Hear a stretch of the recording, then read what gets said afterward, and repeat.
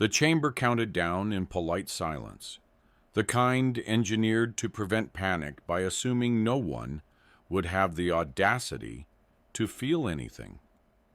She stood exactly where the floor told her to stand, weight balanced, hands relaxed at her sides, eyes closed, because that was customary, and because open eyes tended to complicate conclusions. The air hummed with calculations. Somewhere above, probability engines argued with themselves, adjusting decimals like nervous clerks. Someone behind a translucent wall coughed, then apologized to no one in particular for the biological noise. She inhaled, exhaled. The faint light under her skin pulsed once, then settled, which the system took as acceptance. Acceptance was efficient. A voice announced that the process was proceeding normally, which immediately made it not so. Footsteps approached, uneven, slightly late, the rhythm of someone who had not rehearsed obedience. A human, according to the last-minute data spike rippling through the room. The chamber brightened by 3% as if squinting. He stopped a little too close, then stepped back, then forward again, as though personal space were a negotiable treaty. "So," he said, glancing around, "this is very dramatic. Do you always do the glowing floor thing? Or is this a special occasion?" No one answered. The system preferred statements to questions. She kept her eyes closed, waiting for the sound that meant the end. But instead, there was a soft chime, followed by an irritated beep. The countdown paused. That never happened. The light under her skin flickered, confused now. The human cleared his throat. "It says here, I decide. Just checking. Decide what, exactly? Because the interface is very confident, but not very clear. Big red button usually means stop, not whatever this is." A mechanical voice corrected him. The decision was final. Irreversible. Statistically optimal. The word optimal was underlined in the air twice for emphasis. Someone behind the wall snorted before remembering they weren't supposed to. She had been taught that hesitation was a defect. Yet it stretched, elastic and absurd, filling the chamber with something almost like anticipation. She opened one eye. Just a fraction. Enough to see him rubbing the back of his neck, enough to see his expression shift, as if wrestling an invisible animal. "Look," he said, lowering his voice, as though the machines might overhear, which they very much could. "I'm new here, but where I come from, if you have to convince someone this hard that something's optimal, it usually isn't." Warnings bloomed in the air. Predictive models cascaded, recalculating futures that now refused to line up. The chamber warmed, irritated. She felt it in the subtle glow along her arms, felt something unaccounted for press against her ribs. The human laughed once, sharp and nervous. "Okay. Wow. You're all really invested in this. No pressure." The countdown attempted to restart. Failed. Somewhere deep in the system, an error was born. She straightened, eyes open now, meeting his gaze. For the first time in her life, the end did not arrive on schedule, and the delay, brief, ridiculous, human, felt strangely like breathing. The station rotated on a schedule no one trusted anymore, which was why the corridors occasionally sloped just enough to make dignity optional. She walked carefully, counting steps out of habit, even though no one was watching her now. That alone felt suspicious. Freedom, she had learned, was usually accompanied by supervision and at least 3 forms to sign retroactively. A service drone drifted alongside her, projecting a cheery icon that suggested concern. "Please remain calm," it said. "Unscheduled survival can cause disorientation." "I'll manage," she replied, surprised to hear humor slip into her voice. "I was scheduled for non-existence.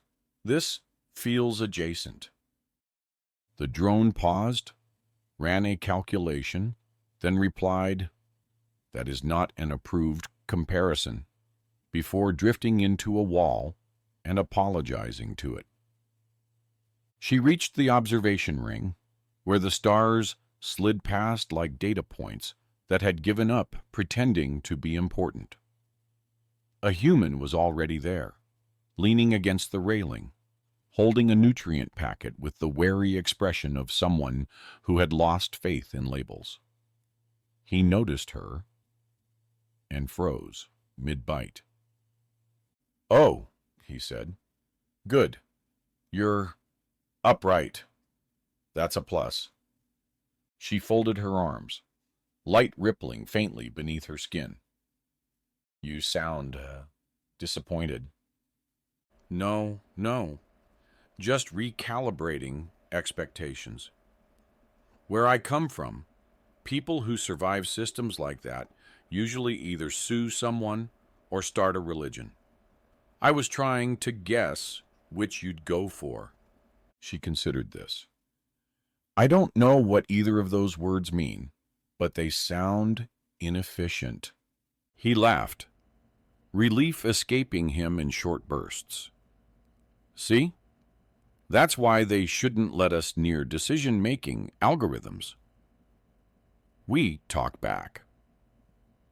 A panel nearby flickered to life, scrolling warnings about causal contamination and post-decision interaction limits.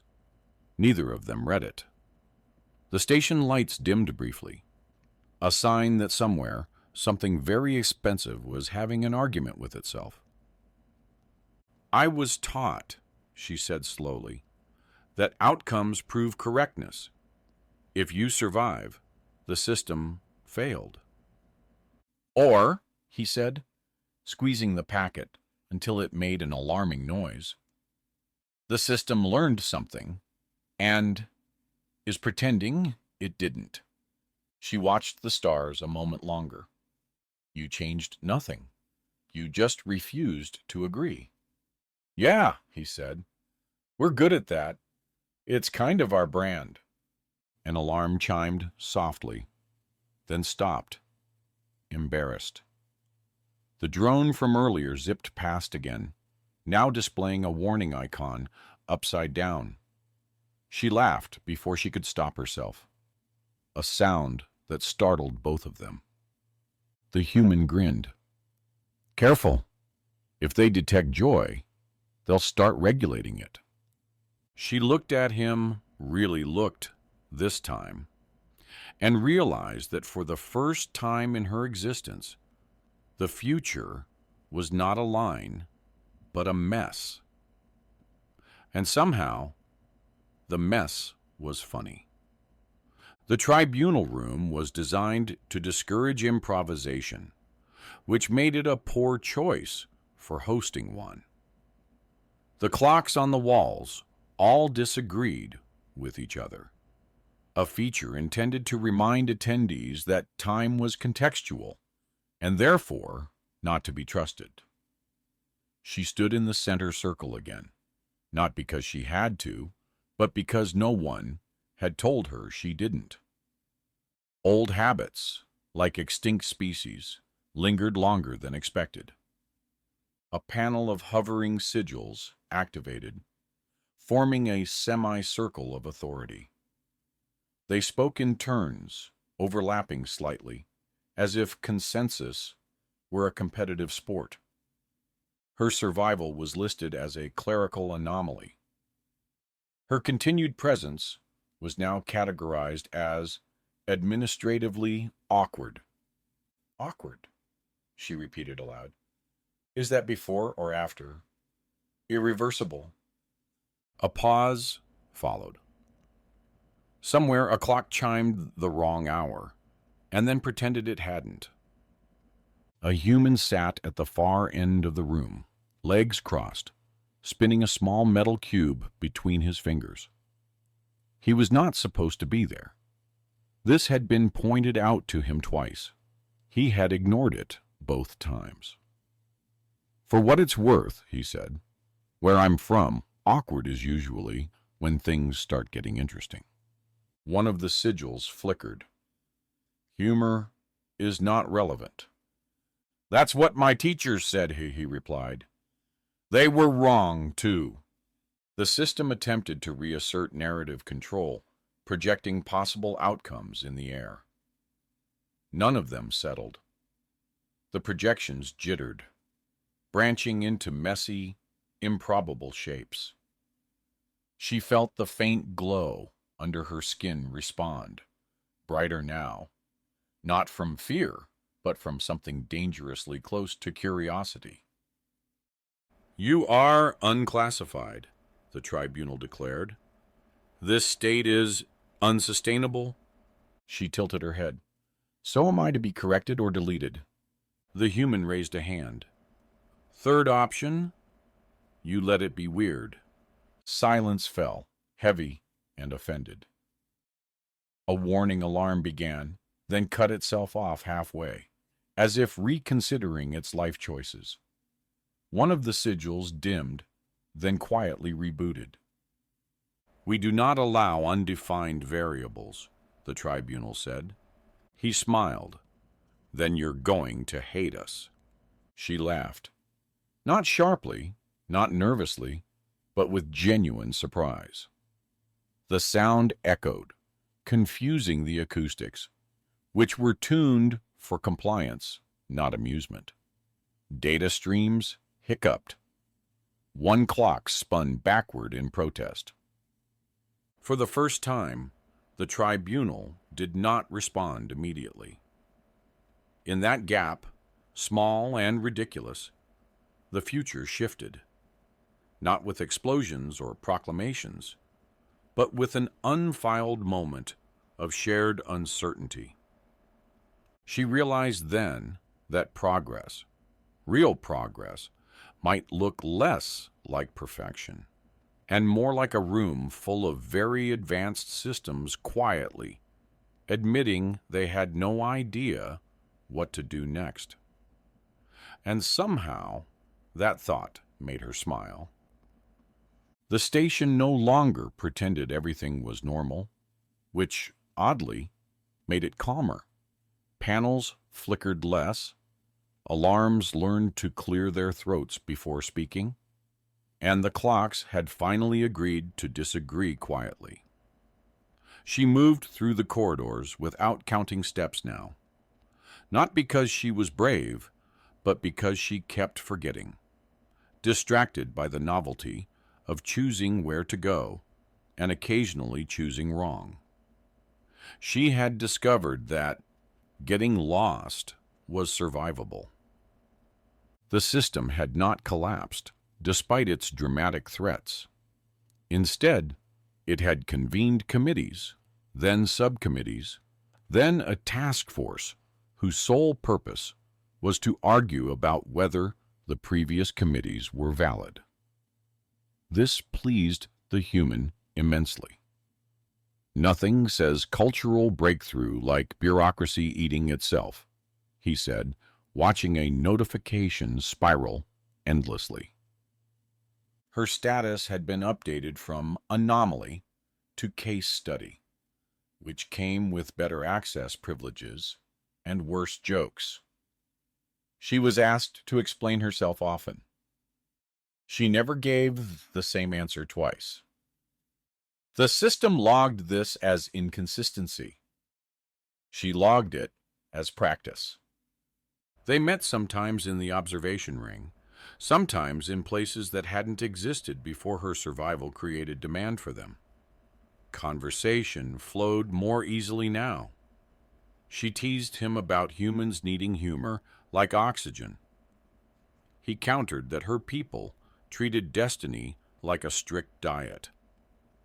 They laughed frequently, and the station still didn't know what to do with that. Change crept outward. Decisions once automated were quietly rerouted through individuals for redundancy. Mercy was rebranded as a risk management experiment. Choice entered the language as a variable instead of an error. None of this was announced. Revolutions rarely are, when they are embarrassed to admit they learned something from a human who pressed the wrong button on purpose. She stood once more in the old chamber, now decommissioned, lights dim and silent. It felt smaller. She realized she no longer needed it to define her ending. When she left, the doors stayed open behind her. The human walked beside her. "So," he said, "what now?" She considered the question, truly considered it, and smiled at how unnecessary certainty felt. "Now," she said, "we see what happens." Somewhere deep in the system, inevitability stopped complaining. It had learned, reluctantly, that responsibility was louder.